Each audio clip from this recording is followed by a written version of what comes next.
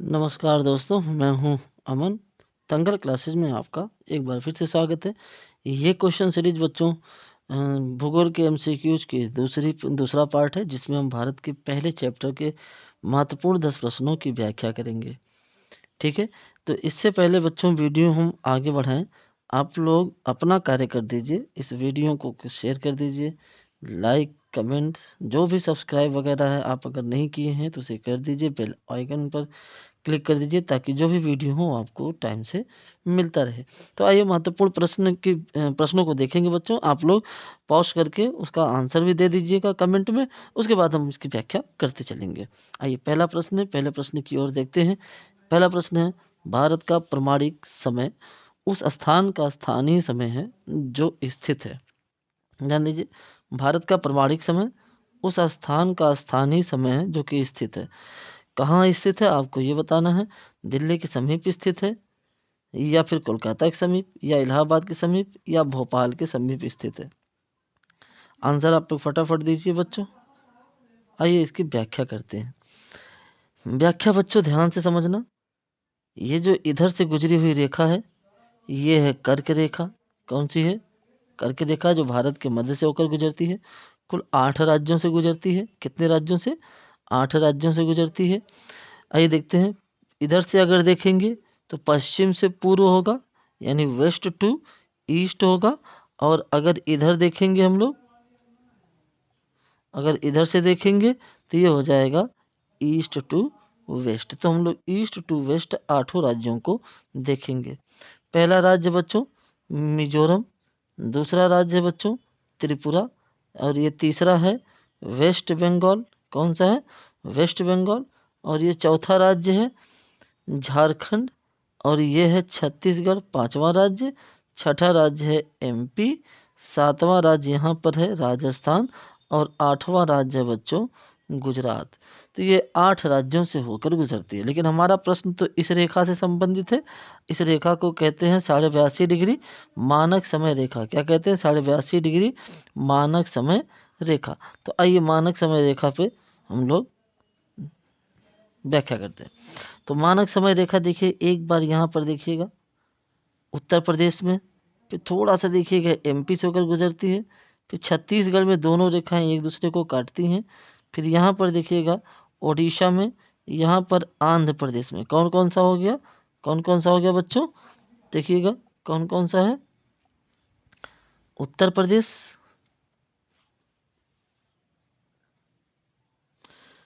उत्तर प्रदेश, फिर कौन सा है? एमपी, और फिर कौन सा है? छत्तीसगढ़, फिर कौन सा? उड़ीसा है, और फिर कौन सा है? आंध्र प्रदेश है। तो इसमें से इस पर गुजरने वाले जो मुख्य शहर हैं, कोई भी मुख्य शहर उतना महत्वपूर्ण नहीं है जितना कि यहाँ पर स्थित इलाहाबाद महत्वपूर्ण है। तो ये हमारे रहा प्रश्न का आंसर। प्रश्न क्या था कि कहाँ से भारत का प्रमाणिक समय किस स्थान से गुजरता है? तो इलाहाबाद के समीप से गुजरता है। तो पहले का आंसर क्या हो गया? सी। कौन सा हो गया? सी। चलिए दूसरे प्रश्न की ओर चलते हैं। संपूर्ण भारत के कितने प्रतिशत भूभाग पर पर्वत और पहाड़ियों का विस्तार पाया जाता है? संपूर्ण भारत के कितने प्रतिशत भूभाग पर पर्वत और पहाड़ियों का विस्तार पाया जाता है? तो भारत के विस्तृत भूभाग पर जो है पर्वत और पहाड़ियों का विस्तार पाया जाता है। हमारा आंसर हो जाएगा बच्चों सी। कौन सा हो जाएगा? सी हो जाएगा। कौन सा हो जाएगा बच्चों? सी हो जाएगा। इसमें बच्चों लगभग 18.5% पर पहाड़ है, और लगभग 10.6% भाग पर पर्वत पाया जाता है। इस तरीके से हमारा आंसर क्या हो गया? 29.3% हो गया। कितना हो गया? 29.30%। मैदानी भागों की कुल प्रतिशतता 43.2% है। कितना है? मैदानी भागों की 43.2% है। और वहीं पठार की बात करें तो 27.7% है। पठार कितने भागों पर है? तो 27.7% पर पठार है। ठीक, तो हमारा आंसर क्या हो गया? सी हो गया। चलिए अगले प्रश्न की ओर चलते हैं। भारत की प्रादेशिक जल सीमा समुद्र तट से कितने समुद्री मील की दूरी पर है? भारत की प्रादेशिक जल सीमा समुद्र तट से कितने समुद्री मील की दूरी तक है? तो किसी भी देश की प्रादेशिक सीमा जो होती है बच्चों, किसी भी देश की प्रादेशिक यानी प्रदेश की जो अपनी सीमा होती है वह देखिए 3 भागों में टोटल मिला के तो जो समुद्र होता है किसी देश का वह 200 मील की समुद्री दूरी तक होती है, जो कि प्रादेशिक सीमा जो होती है वो मात्र 12 समुद्री मील की दूरी पर होती है। कितनी? 12 नॉटिकल मील यानी समुद्री मील की दूरी पर होती है।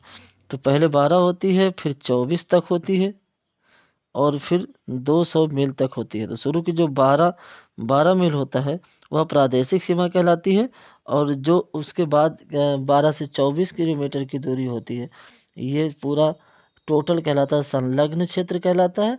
और जो 200 मील तक होती है अनन्य आर्थिक क्षेत्र के नाम से जाना जाता है। तुम्हारा आंसर क्या हो गया? आंसर 1 हो गया। जैसे देखिए यहाँ से एकदम करीब 12 मील की जो दूरी होगी ये कहलाएगी प्रादेशिक सीमा, और थोड़ा दूर पे लगभग 24 मील की जो दूरी होगी वो क्या कहलाएगी? वो कहलाएगी संलग्न क्षेत्र। और जो 200 नॉटिकल मील की दूरी होगी वो कहलाएगी हमारी आर्थिक क्षेत्र, अनन्य आर्थिक क्षेत्र कहलाएगी। तुम्हारा आंसर क्या हो गया बच्चों? मेरा आंसर हो गया 12 मील, 12 समुद्री मील होगा। ठीक, आइए अगले प्रश्न की तरफ चलते हैं। भारत का धुर दक्षिणी भाग की भूमध्य रेखा से दूरी कितनी है? यानी सबसे दक्षिण में जो है स्थित उसका भारत के समुद्री रेखा से कितनी किलोमीटर की दूरी है? तो 6.45 डिग्री नॉर्थ पर स्थित है भारत का पिग्मेलियन पॉइंट यानी इंदिरा गांधी पॉइंट। ठीक, कितने पर है? 6.45। तो 1 डिग्री बराबर होता है 111 किलोमीटर। 6 डिग्री बराबर हो गया 666। तो इसके करीब कोई और उत्तर हम लोगों को दिखाई नहीं दे रहा है। अर्थात भारत की मुख्य भूमि का ये दक्षिणी बिंदु जो है ये 8 डिग्री 4 मिनट पर है। तो 888 किलोमीटर लगभग ये हो गया, और 4 का जोड़ेंगे तो हमारा आंसर लगभग लगभग 876 किलोमीटर यानी ऑप्शन सी दिखाई दे रहा है। ठीक, अगले प्रश्न की तरफ चलते हैं। भारत की तट रेखा की लंबाई कितनी है? भारत के तट रेखा की लंबाई कितनी है? 6100 किलोमीटर है। कैसे देखेंगे तट रेखा की लंबाई? देखिए ये है, अगर ये किनारा पूरा देखते जाएंगे तो इसकी लंबाई हो गई। यहाँ पे जो लक्षद्वीप है, यहाँ पे अंडमान निकोबार का जो किनारी हिस्सा है ये टोटल मिलाकर 6100 किलोमीटर होता है। और वहीं अगर समुद्री सीमा की बात कर दे, भारत की समुद्री सीमा, तो ये तट ही भारत के समुद्र नहीं है बच्चों, समुद्र यहाँ पर होता है। तो भारत की समुद्री सीमा जो होगी वो लंबी हो जाएगी और इसका हो जाएगा 7517 किलोमीटर हो जाएगा। ठीक है, तो इस तरीके से हम लोग का जो आंसर होगा बच्चों वो कौन सा हो जाएगा? 6100 किलोमीटर, ऑप्शन ए। चलिए अगले प्रश्न को देखते हैं। प्रश्न 6 है, भारत एवं चीन के बीच सीमा निर्धारित करने वाली मैकमोहन रेखा निम्नलिखित में से किस प्रदेश के उत्तरी सीमा पर खींची गई है? भारत एवं चीन के बीच, याद रखना दो देशों की बात हो रही है, बीच सीमा निर्धारित करने वाली मैकमोहन लाइन जो है 1914 में से खींचा गया था, में से किस प्रदेश के उत्तरी सीमा पर खींची गई है? जम्मू कश्मीर, उत्तर प्रदेश, हिमाचल प्रदेश और अरुणाचल प्रदेश। व्याख्या देखते हैं फिर इसका आंसर हो जाएगा सही से। देखिए भारत में यहाँ से लेके लगभग यहाँ तक चीन का सीमा साझा होता है। ठीक, किसका? चीन का सीमा साझा होता है। तो देखिएगा यहाँ से यहाँ तक तो लद्दाख है जो कि राज्य नहीं है। फिर लगभग इस हिस्से पर हमें दिखाई देगा यहाँ पर हिमाचल प्रदेश, यहाँ पे उत्तराखंड, यहाँ पे सिक्किम और यहाँ पर है अरुणाचल प्रदेश। तो भारत में ये अरुणाचल प्रदेश का जो बॉर्डर है यही कहलाता है मैक महोन। क्या कहलाता है? McMahon line. तो मैक महोन लाइन जो है अरुणाचल प्रदेश में है। ठीक है, कहाँ पे? यहाँ पे देखिएगा, ये रहा अरुणाचल प्रदेश का यह हिस्सा भारत का, यहाँ पर है मैकमोहन लाइन। ठीक, नेपाल है, यहाँ बर्मा है, ये हिस्सा भारत का है। तो भारत में ये वाला हिस्सा जो है चीन के साथ लगा हुआ, ये कहलाता है मैक मोहन लाइन। बाकी दूरी को मैक मोहन लाइन नहीं कहते। कितना किलोमीटर की है? लगभग 890 किलोमीटर की ये लाइन है। जबकि भारत चीन के साथ टोटल 3488 किलोमीटर की दूरी साझा करता है। तो हमारा आंसर क्या हो जाएगा? अरुणाचल प्रदेश। क्या हो जाएगा? अरुणाचल प्रदेश। अगले प्रश्न को देखते हैं बच्चों। अगला प्रश्न 7वां है, निम्नलिखित में से कौन सा देश भारतीय उपमहाद्वीप के अंतर्गत शामिल नहीं किया जाता?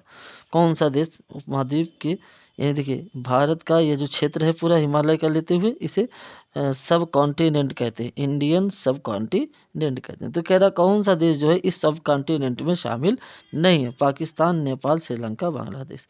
पाकिस्तान, नेपाल, श्रीलंका, बांग्लादेश। पाकिस्तान, नेपाल, श्रीलंका, बांग्लादेश। तो आइए देखते हैं कौन सा है, कौन सा नहीं है।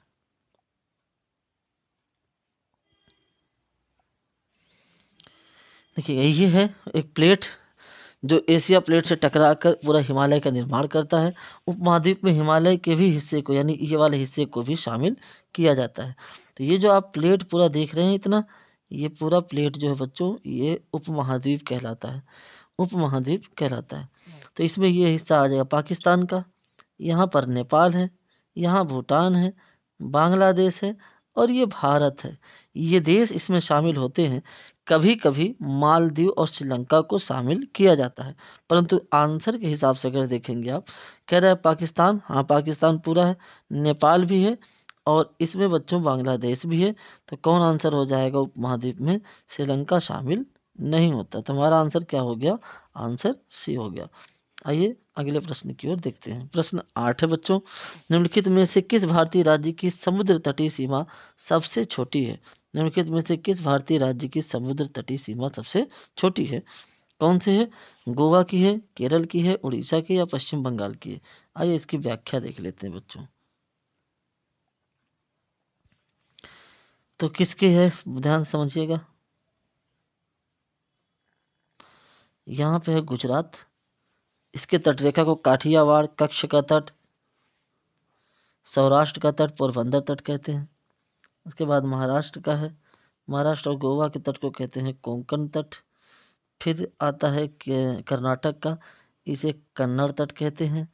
और उसके बाद है बच्चों,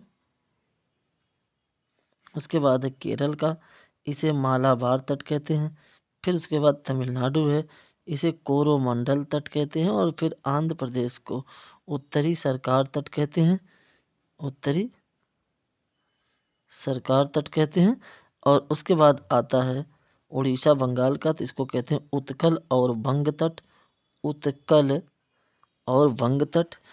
ठीक, इसमें सबसे लंबी तटरेखा राज्यों में गुजरात की है और सबसे छोटी तटरेखा किसकी है? गोवा की है। सबसे छोटी तटरेखा किसकी है? गोवा की। और सबसे लंबी तटरेखा किसकी है बच्चों? वह है गुजरात की। यहाँ पे सबसे लंबी तटरेखा है इसकी, ठीक है, और इसकी जो है सबसे छोटी तटरेखा है, ठीक है। आइए आंसर देखते हैं इसका। इसका आंसर क्या हो जाएगा बच्चों?